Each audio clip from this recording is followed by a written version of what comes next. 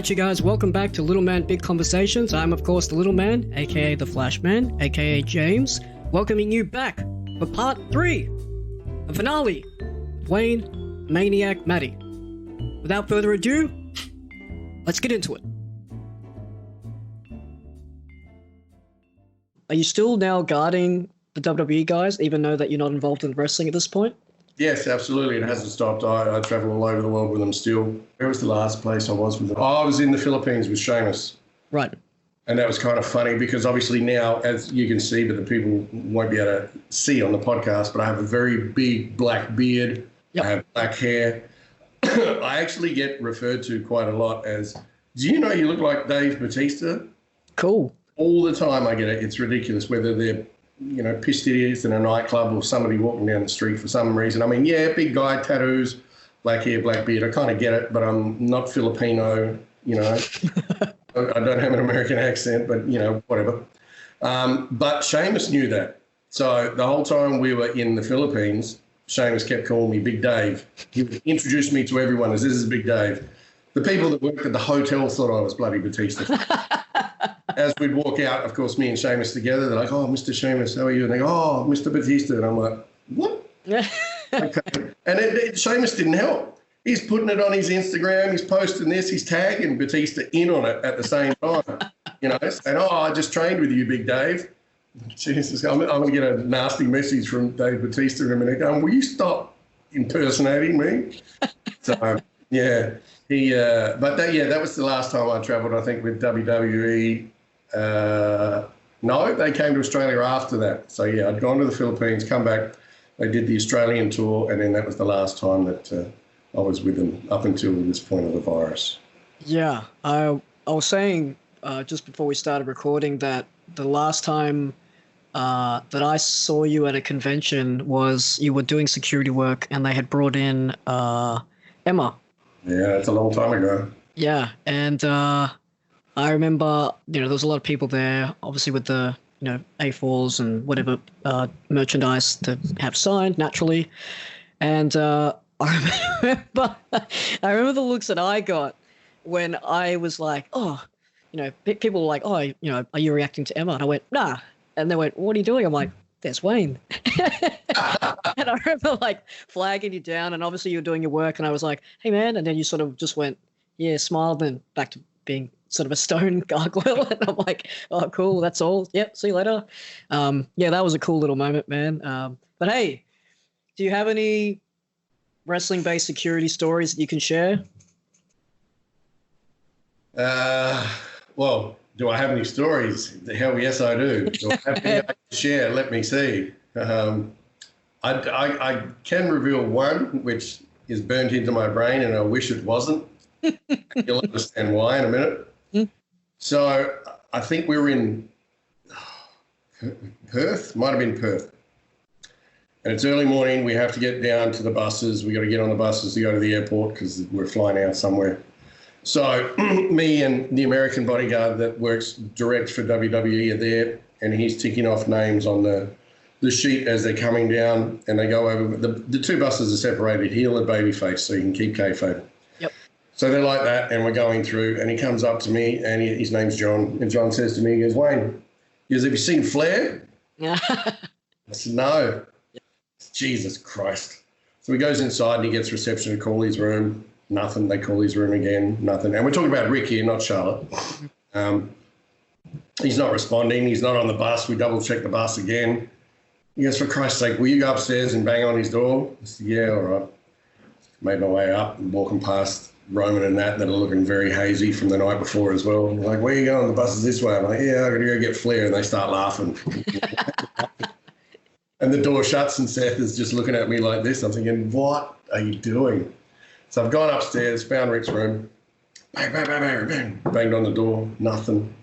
Bang, bang, bang, bang, bang. Next minute he's like, yeah. I said, Rick. I says, Wayne. I said, we got to go. The bus is downstairs. He's 1 minute. Stand there for a minute. The door opens up. There's Rick standing there, butt naked, looking at me going, hey, man. I said, Rick, we got to go. All right. Shuts the door. Bang in my face. I'm like, I can't get that out of my brain. That is not something I want to have burnt into my brain. But, it is what it is now, and it's still nightmares to this day. Lo and behold, 5-10 minutes later, he comes down dressed on the bus and off we go. Yep. And he's, "You all right, kid?" And I just sat there and went, Yep. Oh, man. Yeah, something I cannot forget. Wish I could. So, naked Ric Flair aside, so the security work continues, and you're still working actively to this day with WWE as a bodyguard. The side projects that you were doing at that point, we touched on a little bit earlier. You had spent 10 years in and out in getting heavily involved in acting and things like that. Mm. I remember seeing an image of, and this is before I'd met you, but I remember seeing an image, and it was dark, and it was black, and there was fire, and there was blood, and then there was you standing there with these gigantic horns coming out of your head. Mm. And my first thought was, well, who pissed him off? Then my second thought was, this looks wild. Was this, man, I've set it up here. Please fill in the gaps. What was this photo?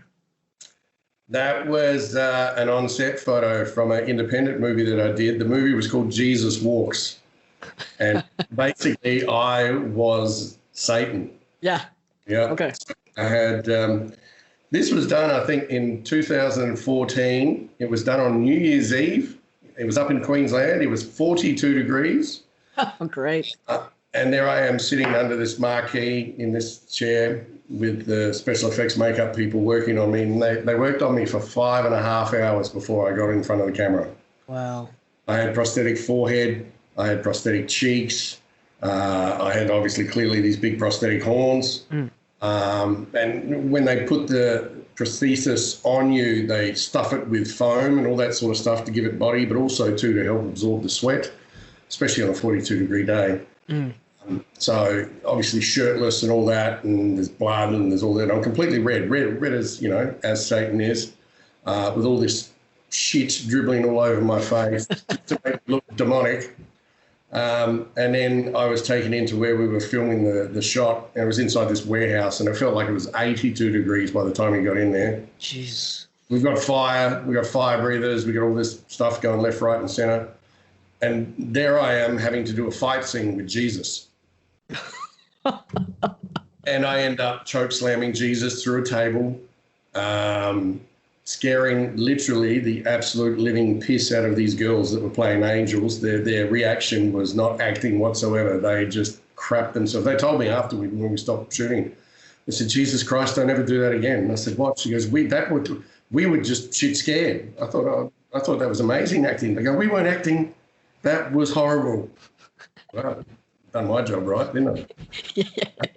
But yeah, that was a big day, a big shoot. And like I said, that was on New Year's Eve. I remember finally at the final cut when they said, "That's a wrap." I looked at the director and I said, "Are you sure?" And he said, "Yeah, we're done, man." First thing I did is grab both of the horns on the top of my head and just rip them off so I could get some air to come inside to my head because I was just dying.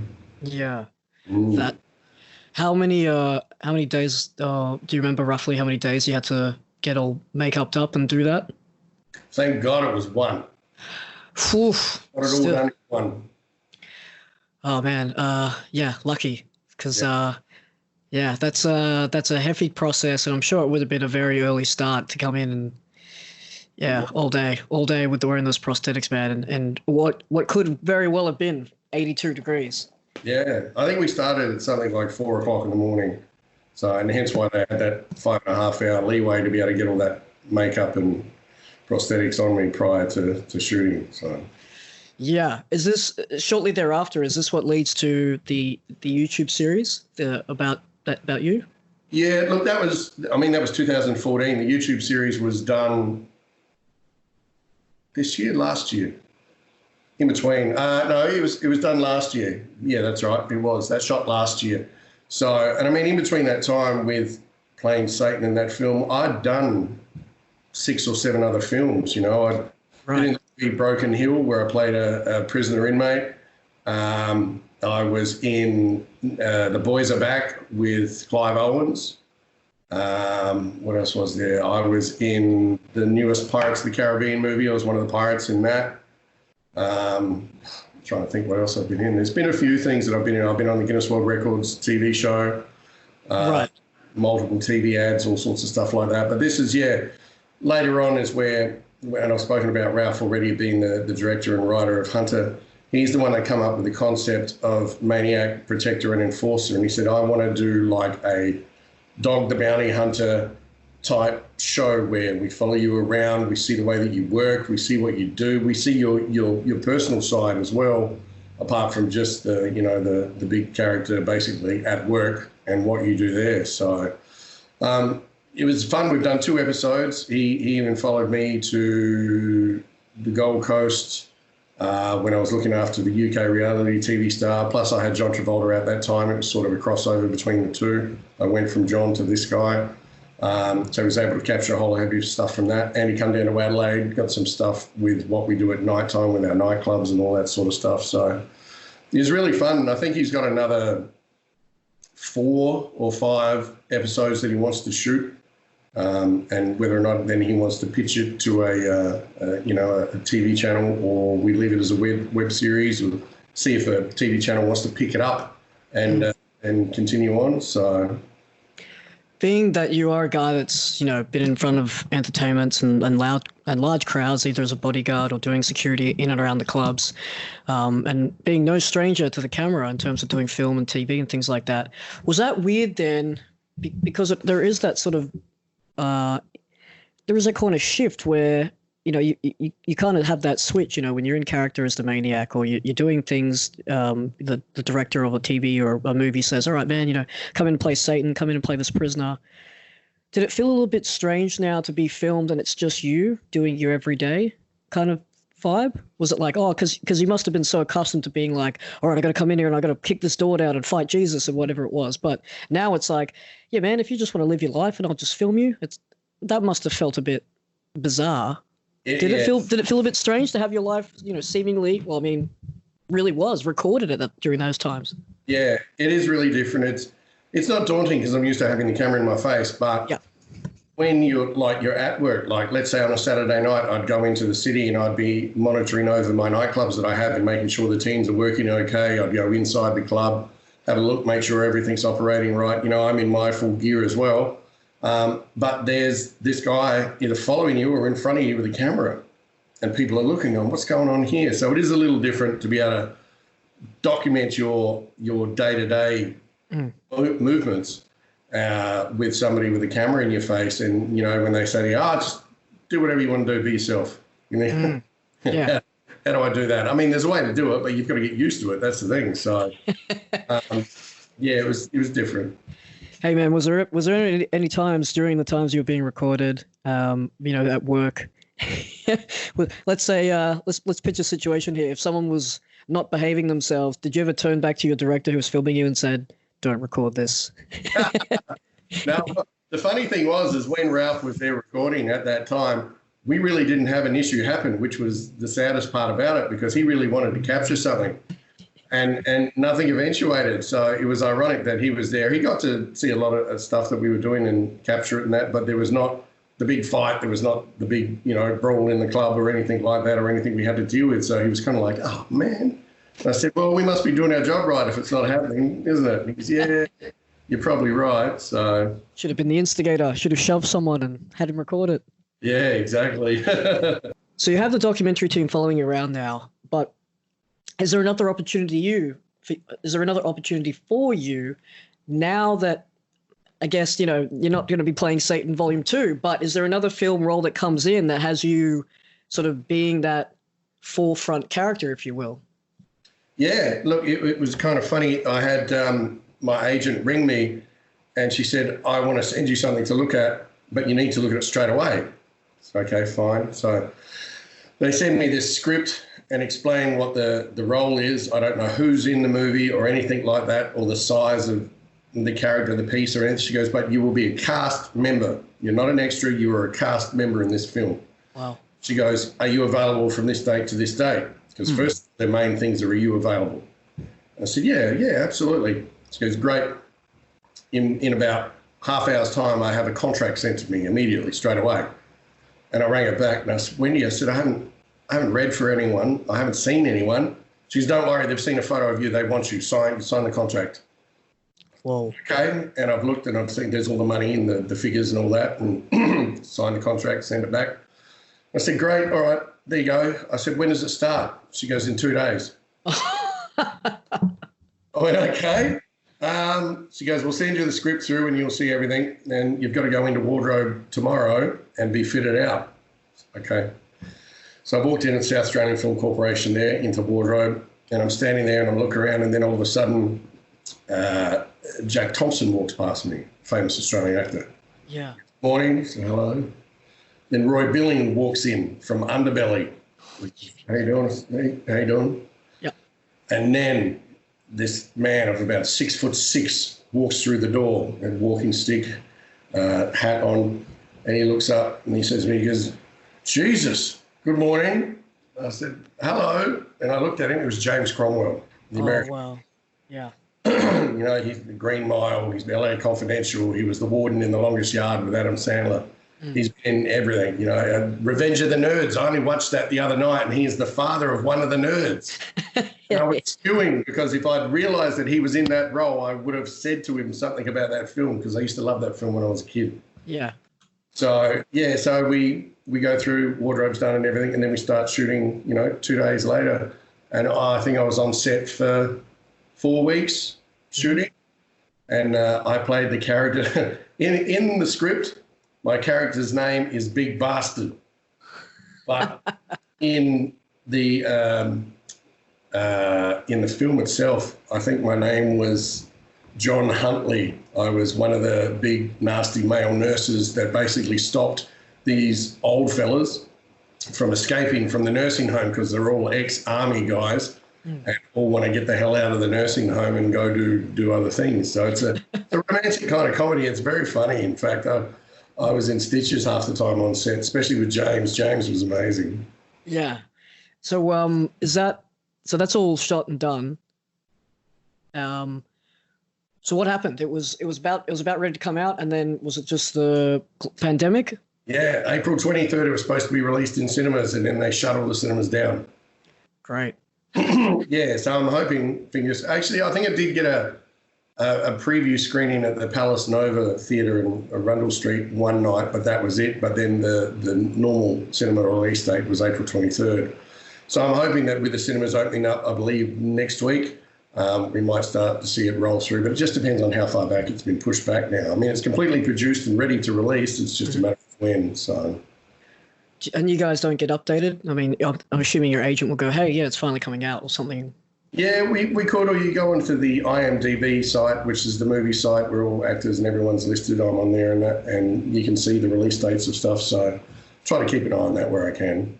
Yeah, because I think I remember the first time I remember seeing James Cromwell, I was only a very little kid, and it was definitely in a movie. I think it was, it was Babe.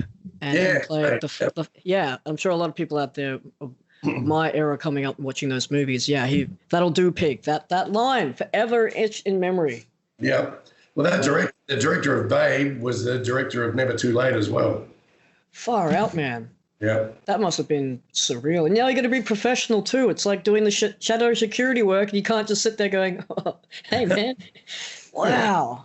That's nuts, man. So that must have been such a trip, man. I'm really looking forward to it. I know you can't reveal too much about it, but hey, man, the master of, much like the wrestling, master of selling, you sold me on it. I'll make sure to, I know I won't put any reviews up, but I'll make sure to send you a photo. It might be on social media, but I'll make sure to shoot you a photo when I'm there, man, and I have my ticket stub ready to go. But yeah, I hope really for your sake and for everyone out there that's listening to this can go and see it, because I think of all the things to close, obviously, you know, us athletes, gyms and things like that, them closing, and obviously the live venues and clubs and taverns, that's all was such a hit. But you know, just doing the family movies, you know, during the week or on the weekends, things like that, to have the cinemas closed, and not have the the coming soon attraction posters up there.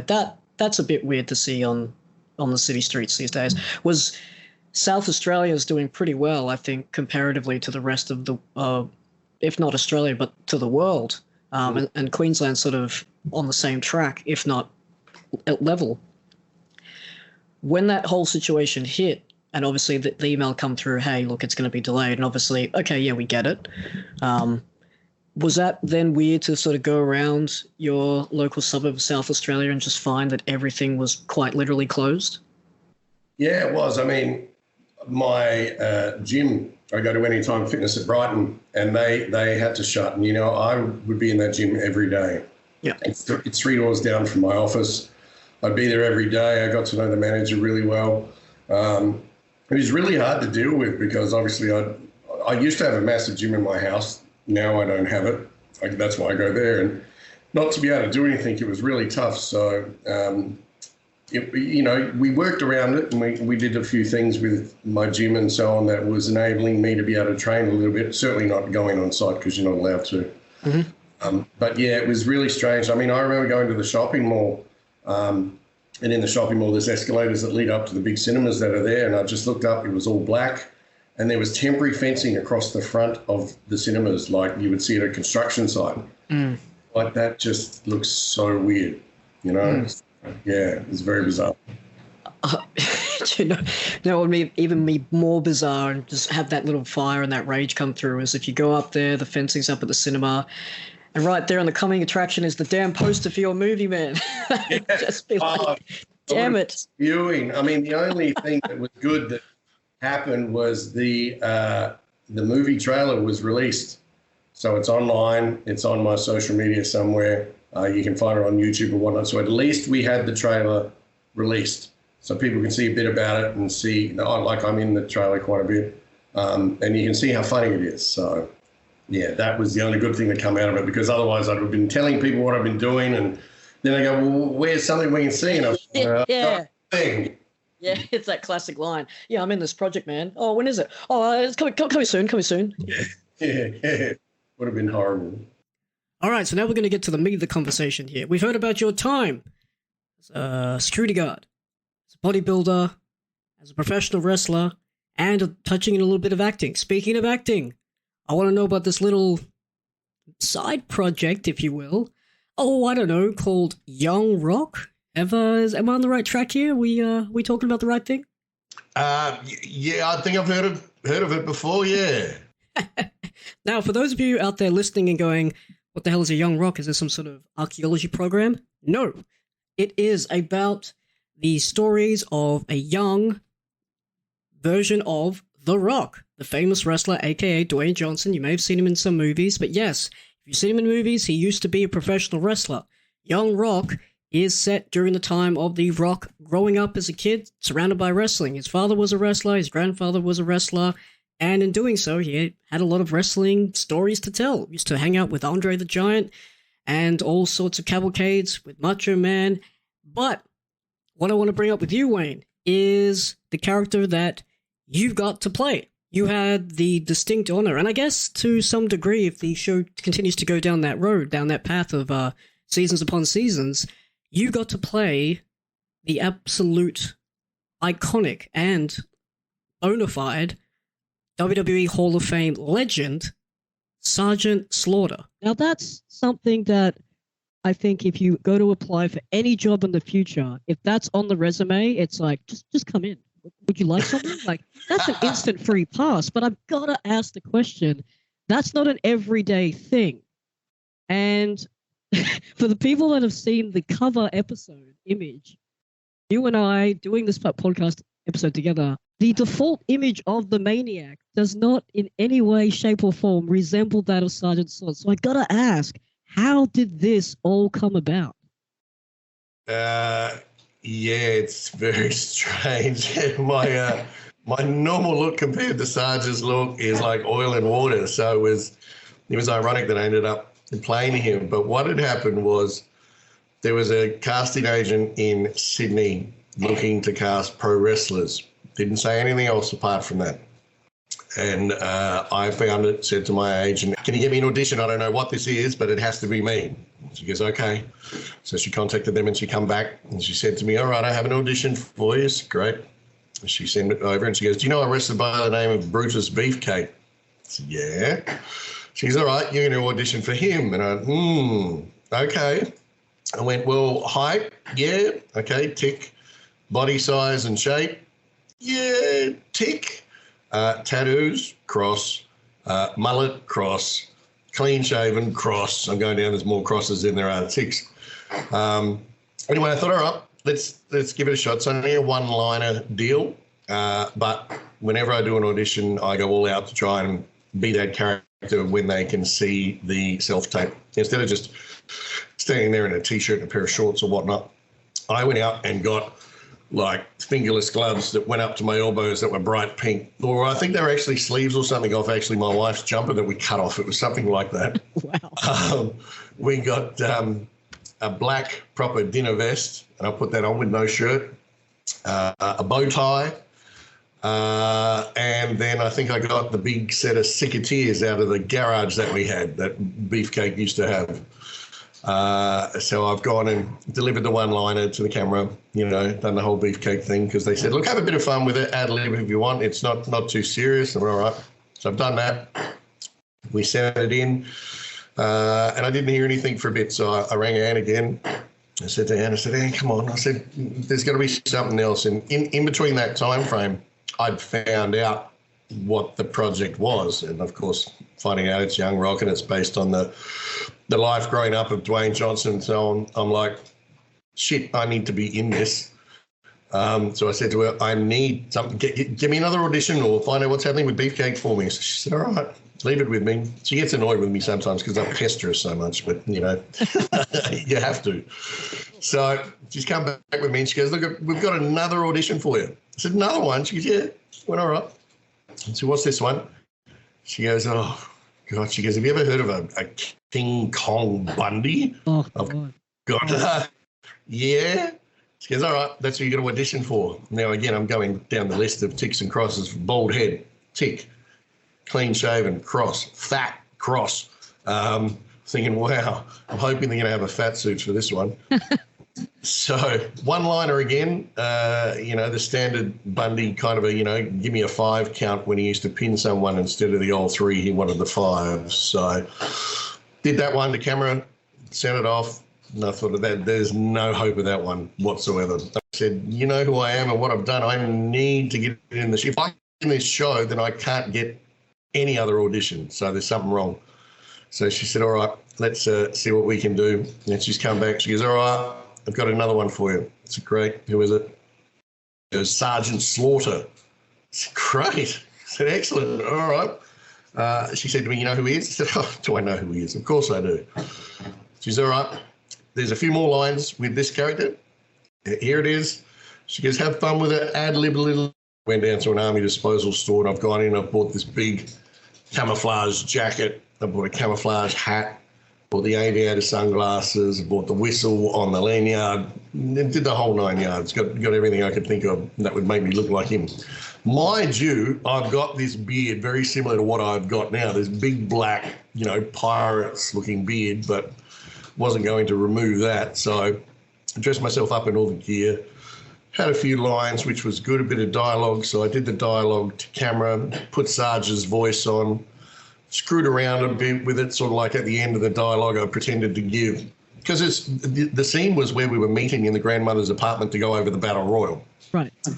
So you've got other wrestlers around. I didn't know who was around me at the time, but, there was the Sheik, the Samoans, there was Andre, Ricky Steamboat, there was a few others. So I didn't know who exactly was going to be there. So at the end of it, I've ad-libbed a little bit and hung some shit on Piper. I hung some shit on Bundy and just a few other things, just to be a bit funny and so on, not knowing who was going to be there. And then that was it. So we sent it off. And then I hadn't heard anything for a while, and I was ringing Anne, and I know Anne was getting pissed off with me because I'm going, was there any word? No! Hang up. Righto.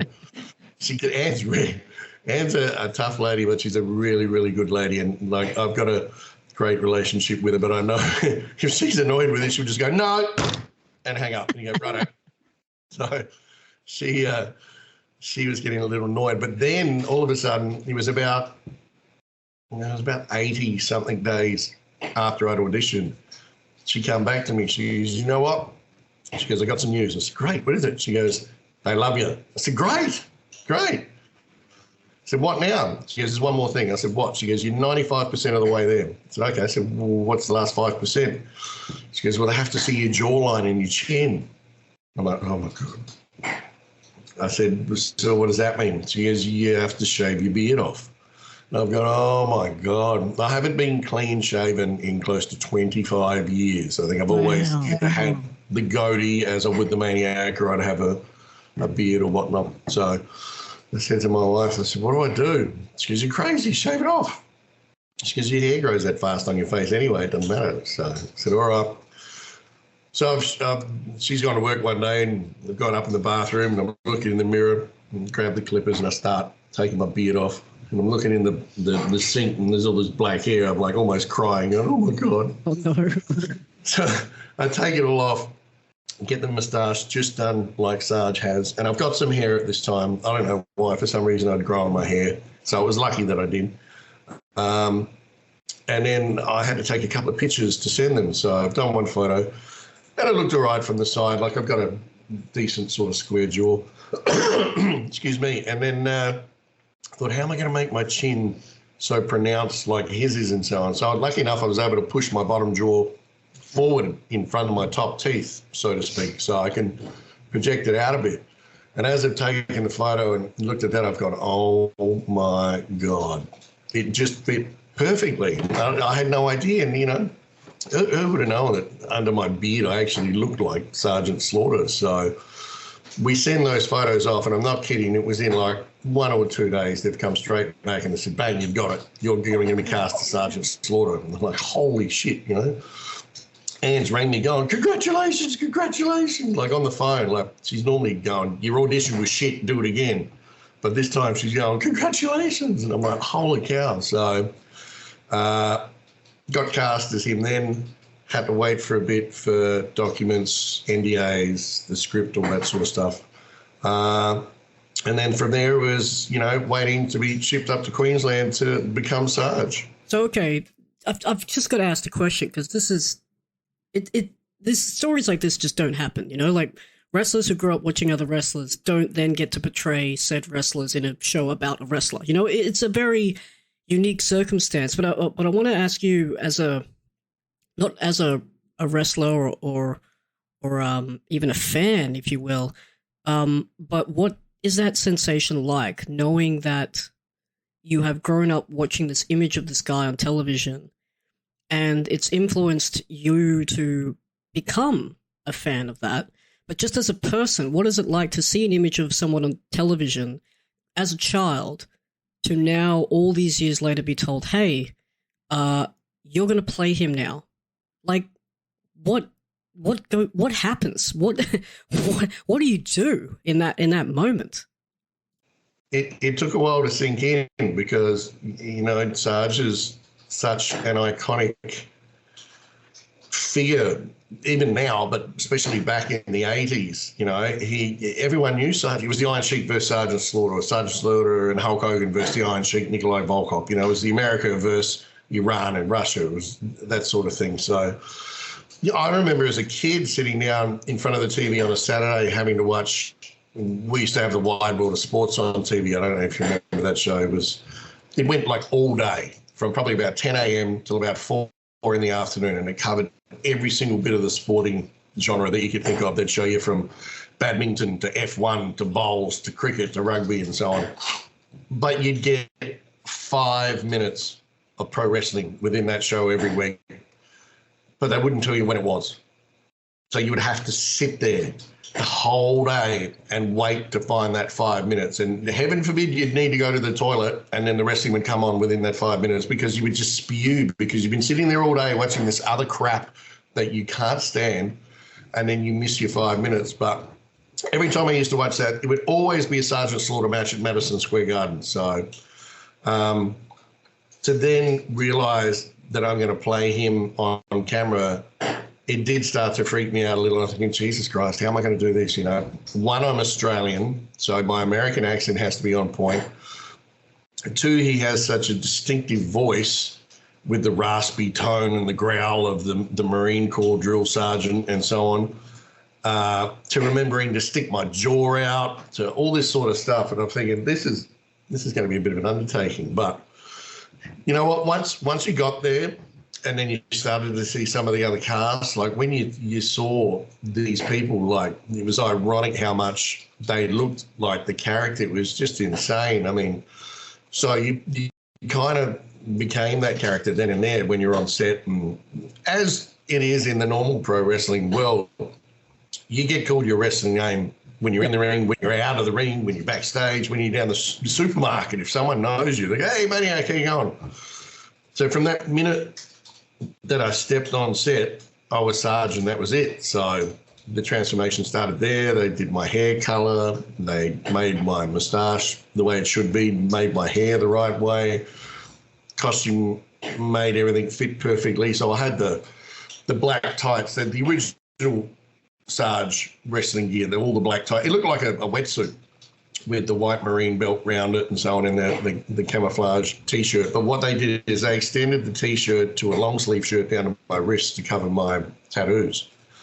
Because essentially they had the suit where it would stop at my elbow, like a T-shirt, and then they had skin colour material stitched onto it to go down to my wrist. And it looked disgusting. And I said, you can't wear that. That's terrible.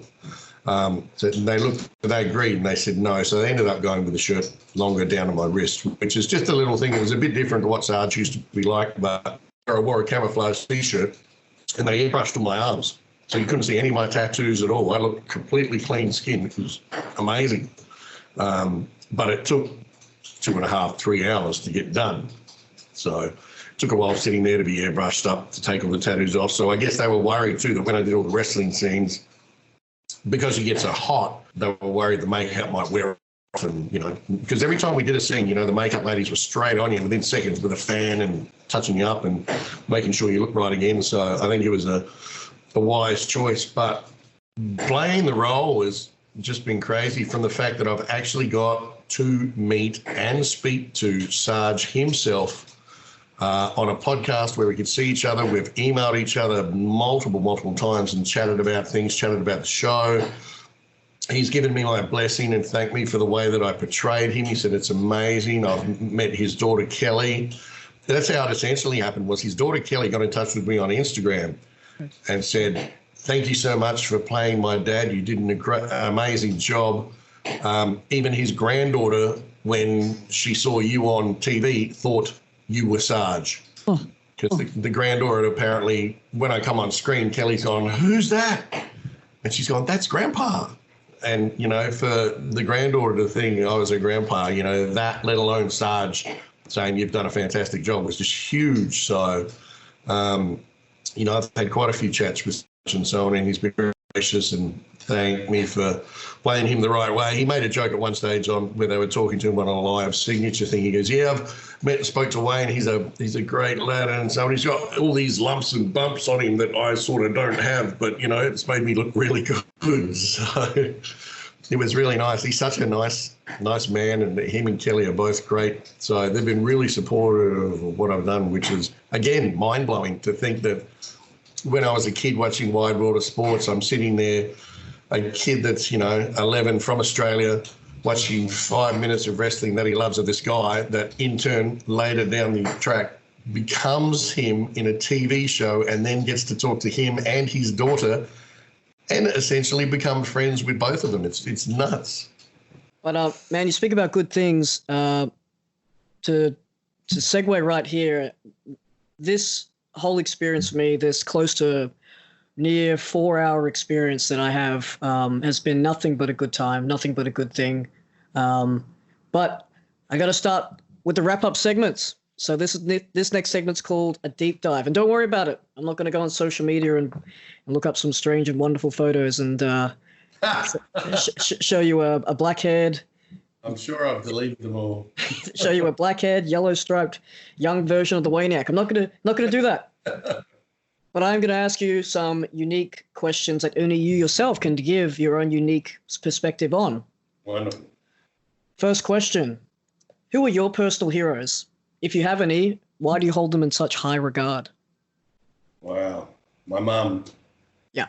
Absolutely, my mother. She was my angel. She still is my angel now. She passed away. She's my number one, definitely.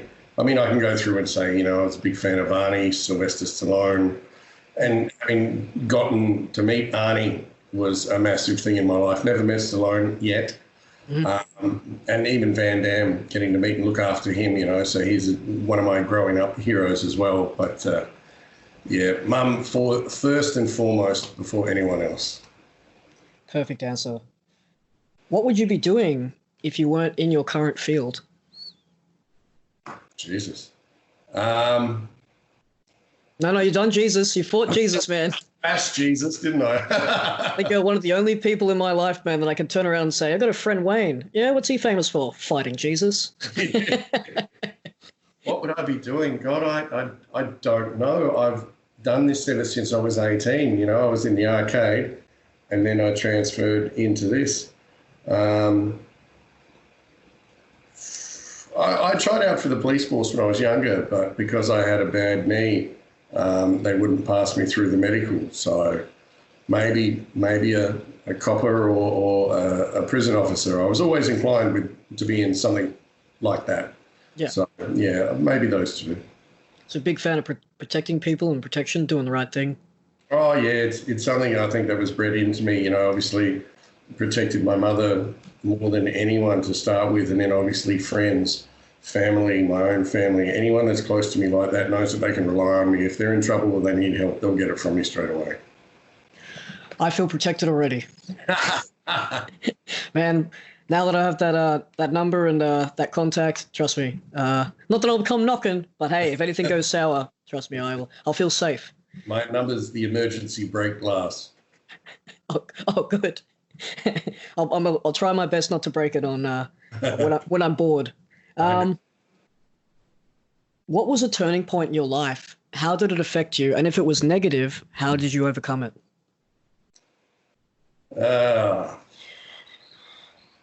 I think the fight that I had for my youngest son was a massive turning point, because I went from somebody who had everything, successful business, marriage, family and all that, to then having basically the carpet pulled out from under me, so to speak. And then having to move state, shift completely to be able to chase them, to be able to be a part of my son's life. And then for 4.5 years, the battles I went through, I was taken to court to try and put a domestic violence order on me when I had done nothing, but the court was presented with wrestling photos of me looking extremely demonic. Oh, great. And then told, this is him, he is a monster, he does this, he does that. And obviously when I presented in court, I was in a suit, a tie, certainly no makeup or anything to do with wrestling. And I remember to this day the judge looking at the photo, then he looks up at me and then he looks back down at the photo, and then he looks up again and he turns it around and he goes, Mr. Mattei. And I said, yes, Your Honour. He said, is this you? I said, yes, it is. I said, when I'm in character. And he's looked at me and I said, I'm a professional wrestler. I said, that's my character, whether I'm live in front of an audience or on TV. He's turned back around and he's looked at my ex-wife and he's just shook his head and put his head down. So, those sorts of things I had to endure for 4.5 years, So he just didn't understand it. No. He couldn't understand why somebody would present that photo to try and discredit me by saying, this is what he looks like. I don't walk around every day in a leather vest with a big chain around my neck with white contact lenses in. So that was a really tough time for me for 4.5 years. It was a really, really hard battle. I lived in my car for, a period of time with just clothes because I had nowhere to go, no job, up in Queensland, just spiraling about how I'm going to be able to try and, see my boy. So it was a tough time. But like we've touched on during this podcast, it came to a sunshine, came to a good ending. Well, he's now with me, 100% custody. Yep. Yeah. But I mean, you bring it up in the court case. They showed character photos. People out there, as an actor and as a performer in the wrestling sense, Do you have like a ritual or a pre-show vibe or a switch that gets you from being regular Wayne to being the Maniac? Some guys have the jacket, maybe it's the chain, maybe it's hearing their music. Do you have a switch for you to go from regular to performer? Yeah, look, it's if you've ever seen me come to the ring before, I wear a motorcycle skeleton neoprene mask. Mm-hmm. It's really scary. As soon as I put that mask on, that's it. And like all the boys, like especially when I work with Coyote and all that, it's funny, I remember one time backstage, we're getting ready to go out. I've popped the mask on, and somebody that was on the show has come up to me and tapped me on the shoulder and gone to ask me something. And Josh has just put his hand on him and pushed him away, and he goes, "Don't." And he looks at Josh and he goes, "What are you talking about?" He said, he's in character now. And he said, and plus with that mask on, 1, he can hardly breathe. 2, he can't fucking talk with that mask on. He said, so basically go away because he's about to go through the curtain. So it's literally, and Josh knew that. As soon as my mask went on, that was it. Yeah. Yeah. We've gone through your story here. Without question, you're a successful businessman, professional. But how do you define success? Being able to go home and be happy and not worry. Yeah. That's the best way.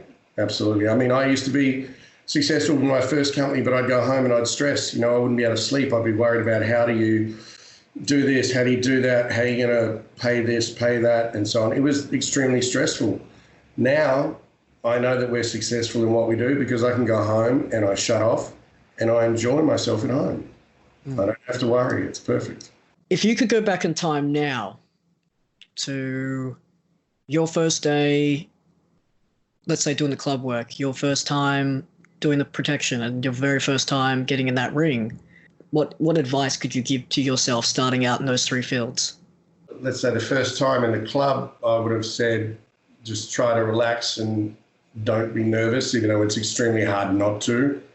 Especially with 1,100 people there on day one. 1,100 people in that room, that's right. I mean, look, throughout the entire venue or the hotel itself, because it was massive, we had 33 security. So we had massive amounts of backup. So, if I could just remind myself to say, there are 32 other guys there that will have your back. Just be cool, take it easy, take it in, learn as much as you can. And just enjoy it. And I think I did pretty much most of that. The only thing was obviously the nerves was a hard one to deal with. But, once you get your feet wet, it's easy after that. So I think that would be that for the club work. For what was the other 2? For the wrestling? 1 for the wrestling and then 1 when the first day doing bodyguarding. Yeah. For the wrestling, I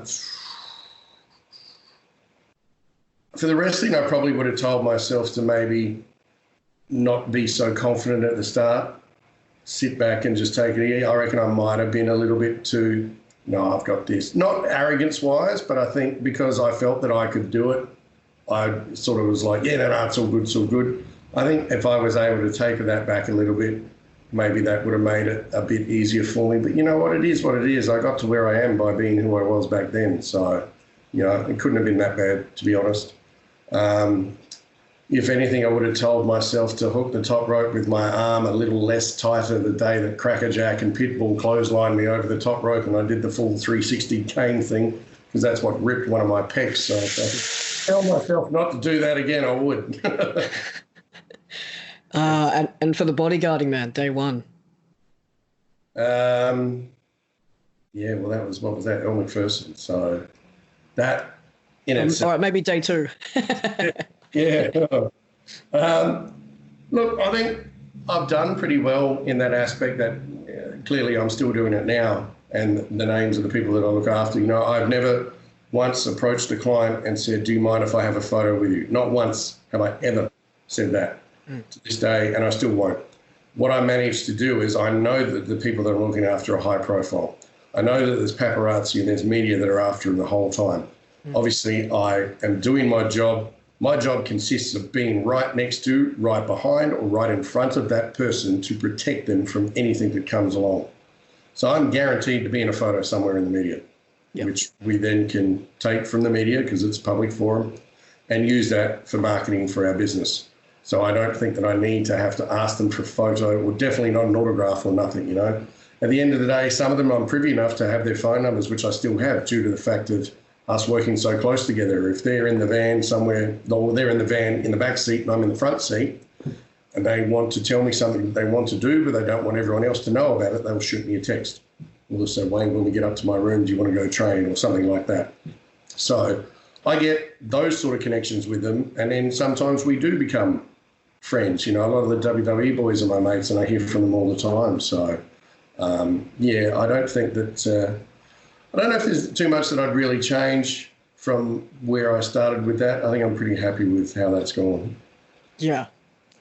All right, this is the part of the podcast now which I like to call the Lipton 6. This is in tribute of James Lipton, who sadly we lost March 2020. He was an American writer, lyricist, actor, and the dean of the Actors Studio Drama School at Pace University in New York City, where he hosted and ran his TV show Inside the Actors Studio from 1994 to 2018. So, in honor and tribute of him, I'm going to ask you his famous 6 questions that he would ask all his guests before wrapping up his interview. So first off, Wayne, what is your favorite word? Don't know if I can say that on air. If it's anything to do with my youngest son, my favorite word is yes, because I'm a pushover, especially for him. Oh, I thought it was going to be Fortnite.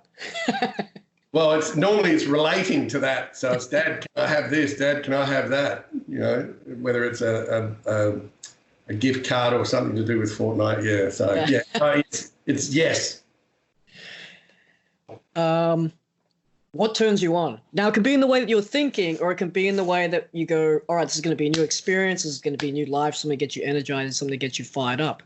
So 2 ways to answer that question. Elle Macpherson does not count as an... Oh, you can say it. Hell, you can say it if you want, but... Yeah, look, the thought of not knowing what's going to happen tomorrow, I think, is something that does really excite me, because you never know what's going to happen around the corner, whether it's good or bad or whatnot, or if you know that something is coming, the process of looking forward to that, to me, is really exciting, especially if I get, you know, an email or something about an upcoming job, especially with a big A-list celebrity or whatnot like that, but I don't even know who it is yet. And then they say, do you want the job? And I go, of course I want the job. They go, do you want to know who it is? I said, well, you tell me in time who it is. I don't need to know straight away. So that is pretty exciting. It's sort of an adrenaline rush. The adrenaline rush of even just looking after someone in that job, in that role, is a massive rush, because at the end of the day, wherever you are, that person has their life in my hands, literally. And that means, and it's not just people see you as a glorified security guard walking around with them. At the end of the day, if somebody is to go ahead and approach them and attack them with their fist, with a gun, with a knife, with a bomb, with anything like that, the person that has to get in between the celebrity and the attacker is me.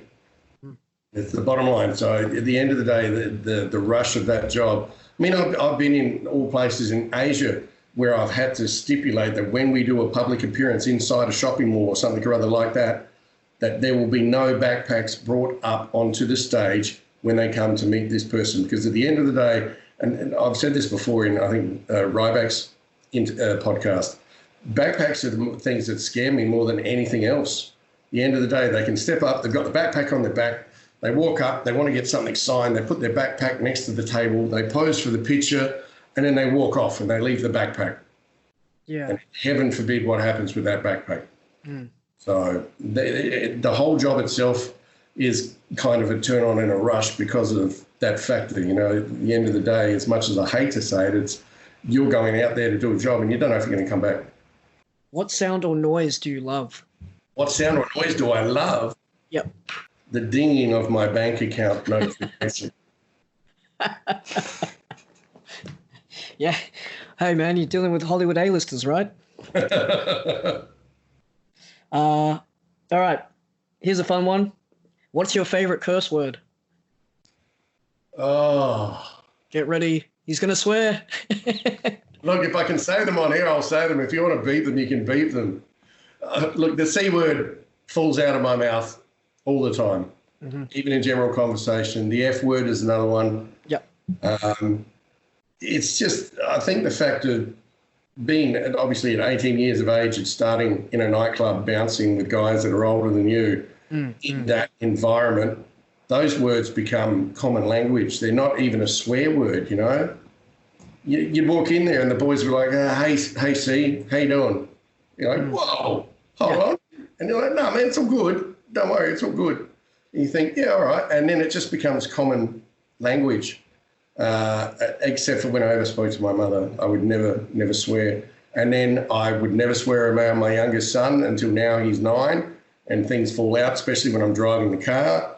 And he pulls his little ass off in the back seat when I do. So, and they go, don't you say that. He's like, no, Dad, I won't, I promise. Got to monitor those video gaming headsets, man. Oh, yeah, absolutely. I always say, well, who are you talking to? So-and-so, righto. You know, make sure I know who it is that he's talking to. So, tell him I called him a C word. Yeah. He's pretty lucky. He's known at his school as the kid with the big scary dad. So I think he's all right. What profession other than your own would you like to attempt? But I know you said that you want maybe doing something in the police field. But if someone came to you today and said, all right, I'm going to take you out of bodyguarding, take you out of security, and plant you in something that you could immediately start and pick up like that, what would you have liked to do? Bounty hunting. Yeah? Yep. Absolutely. I always said if that was ever illegal in Australia, I'd be the first person at the door to sign up the paperwork. Man, there'd be a lot of contracts being fulfilled seeing you coming up, man. I think a lot of people would just gladly take the L. There'd be no running. Yeah, look, I've always been a big fan of Dog the Bounty Hunter, and I've watched a couple of other different shows in relation to that industry as well that have been on A&E or whatever. And yeah, it appeals to me. I like it. It's looks like an intense job, man, but if anyone that's going to handle it, it's definitely you yourself, man. Now, sort of touching back here onto the movie experience you had with the prosthetic horns, if heaven exists, what would you like to hear God say when you arrive at the pearly gates? Not welcome. I played Satan and beat him up, for Christ's sake. I'm sure he's not going to let me in. No, look, yeah, I don't know. Come here, Mum's waiting for you. Awesome, man. Wow. Yeah. Yeah, that was good. That hit me hearing that. That's cool. You can hang up the security number badge. just relax. Yep. All right, man, this is the final 4. This is the last 4 questions I do before I hit that pedal, slam on that nitrous Vin Diesel style, and we drive off into the sunset until we see each other again. So, first of the final 4. Was there ever a point in your life where you thought, hey, you know what, I don't know about this. This might not be for me. And if so, what was it? Yeah, I think, look, I was working at a Westfield shopping centre. We had an incident where we were going to a problem and I slipped on the wet terrazzo outside and it blew one of my knees out. And I had to have a knee reconstruction. The surgery was screwed up. They did something happened. It didn't go the way it was supposed to. So then I had to have a second surgery again on it. And it took me about 8 months to be able to recover fully from it. I started off not being able to walk at all because they had to go into my other knee to get bits and pieces. Then I went to a wheelchair. I went to a walking frame. I went to crutches, a walking stick, and then finally gradually being able to walk again. And I was petrified that, one, I couldn't train anymore because I wouldn't be able to get my legs to be able to take the weight on the leg press because I was frightened they would snap again. And also the confidence of being able to do security work anymore, because when I was learning to walk and so on like that, I had damaged nerves in my back, which meant my hips and my legs were not in the right place when I was walking. So I kind of figured that everything after that fact was completely done and it was all over. So definitely that. Have you ever stopped and thought, man, and given that, you know, the 3 fields of work that you have done throughout your life thus far, I'm sure there would have been times, and if you could elaborate, confidentiality notwithstanding here, have you ever stopped and thought, man, how the hell did I get here? Yeah. Probably the day that I was in the lift with John Travolta and he put his arm around me and his head on my shoulder. I'm like, are you kidding me? You know, I'd watched him as a kid in Grease. Every other movie that he did after that fact, you know, he was one of my favourites without him being the big over-the-top action star. Obviously, Arnie, Stallone and Van Damme were the top three. Mm-hmm. But he put out quality films continuously and still does to this day. But I can still remember sitting there watching Grease on a beta video recorder where you push the tape in, you push the lid down, and there's this big thing that you plunger type thing you push down for the video to play. And it was Grease. Because when I was a kid growing up, I used to sit there and watch musicals that Mum and Dad would record. There'd be Grease, there'd be Seven Brides for Seven Brothers, Oliver Twist. There'd be all sorts of films like that, but Grease was obviously one of my favourites. So to think that guy that I was sitting there watching on TV when I was a kid is now here resting his shoulder on my head telling me how tired he is, that's the point of when you go, how the hell did I get here? Yeah, that's one elevator ride, man, you'll never forget, right? That's it.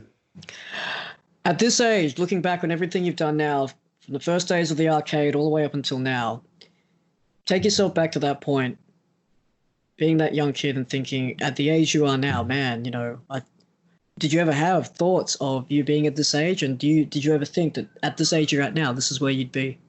No, because back then in the arcade as well, I really had no clear direction on what I wanted to do, where I wanted to be. I never thought that back then, at 46 years of age, where are you going to be? I had no clue, none whatsoever. You know, even then I didn't aspire to be a wrestler and hope that I'd be in the WWE or some big company name like that. Was I thinking about the bodyguard work or even acting for that fact at all? There's nothing. So to be honest, I don't even think that I would have tried to look that far ahead in the future back then. I think I was just happy in my own space where I was and what I was doing, and felt like there was no reason to change that. So I would just continue until that point in time where the guys in the gym spoke to me about getting my security license. So that's probably the best thing I'd ever done, was to get my security license and get into that industry. Yeah. So, yeah. And that's probably clearly the point of where my life changed, was that. Currently, as we sit here, last of the Final Four, we've gone through your journey. We've gone throughout similar shared experiences, both acting and in wrestling. But currently, as you sit there right now, what is your proudest moment or achievement? Having two beautiful boys. That's probably, to be able to say that and have them and know that all of the wrestling and everything that I've done, I basically have done for them, to be able to leave something for them to, you know, as they grow up, they can say, you know, my dad did.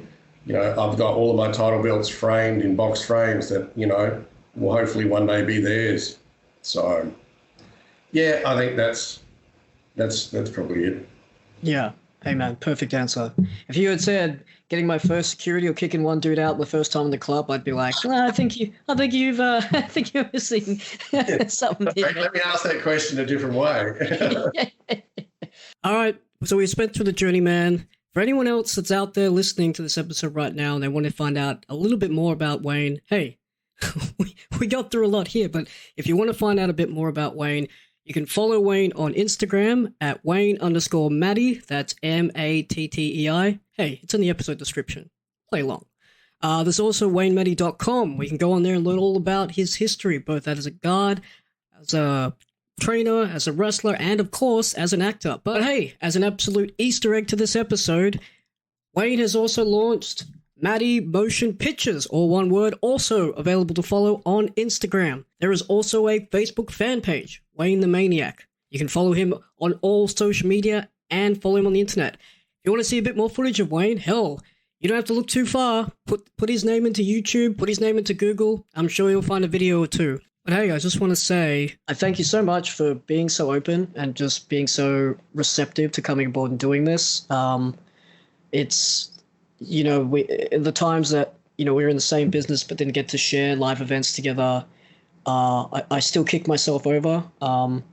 But it's been such a thrill, and it's so awesome to meet someone who has quite literally done so much in the amount of time that they've done. You're an absolute professional. I'm truly honoured and humbled to be considered a friend. And I crossed my fingers. That's why I was laughing. It sounded really mean. It sounded really mean. Let's be friends. But yeah, honestly, from the heart of hearts, thank you so much for everything that you've done and for coming aboard here today and just sharing your tale, man. I really do appreciate it. No, it's been my pleasure. Thank you, mate. I've enjoyed it very much. And that'll be it. That wraps up the episodes with Wayne the Maniac Mattei. I want to thank Wayne so much for coming aboard, sharing his journey with me, and of course, yourselves listening. And I want to thank you for continuing to tune in at the LMBC Podcast and being a listener. I really do appreciate it. If you haven't done so already, please follow Little Man Big Conversations on social media at LMBC Podcast, Facebook and Instagram, and at LMBC_podcast on Twitter. Thanks so much for joining in, and I'll see you next week.